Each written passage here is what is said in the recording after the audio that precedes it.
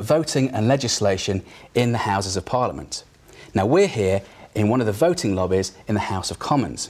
Now in the Lords and the Commons, it's usually the Speaker or the Lord Speaker who assesses the will of the House and therefore which side has won. However, if the Speaker's decision is challenged by further shouts of aye or no, then the Speaker calls for a vote.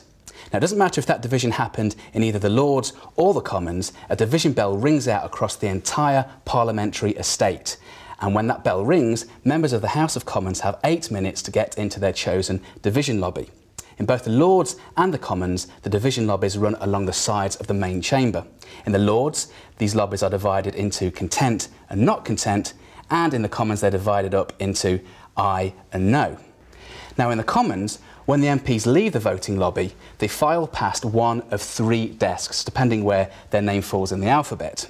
And they give their name over to a clerk behind the desk who puts that down on a list, and that list becomes public record of how that MP has voted. It also goes on to be part of the official parliamentary report known as Hansard. And just beyond those desks are 2 doors, which are left just slightly ajar, so as only to allow one person through at a time.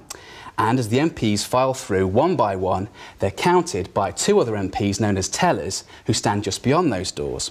And at the end of the voting process, it's those tellers that go back into the chamber and, when requested by the Speaker, read out the final numbers. For example, ayes 279, noes 162.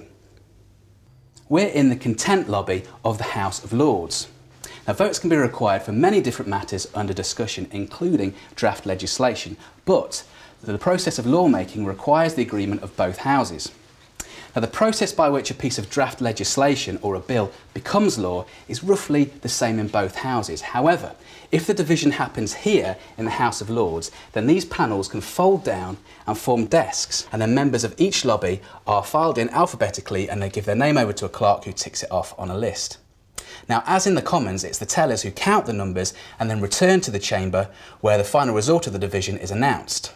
Now, a bill can be introduced into either house where it's given a formal introduction or a first reading, then a general debate over its contents, which is the second reading debate. It then enters the committee stage, which is a more in-depth clause-by-clause examination. And that in the Commons is usually carried out by a separate committee.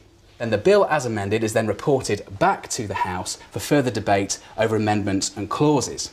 Then it's given a final third reading before being turned over to the second house, and that process begins all over again. Now, if the second house make any further amendments to that bill, then they eventually have to go back to the first house to be approved by them. And if the first house make any further amendments on top of that, then that has to be approved in the second house, and so on and so forth, back and forwards between the two in a process called ping pong. But when both houses agree on the wording of a bill, then it's given royal assent by the Queen. Now that's a formality, which means that the bill becomes an act of Parliament or law.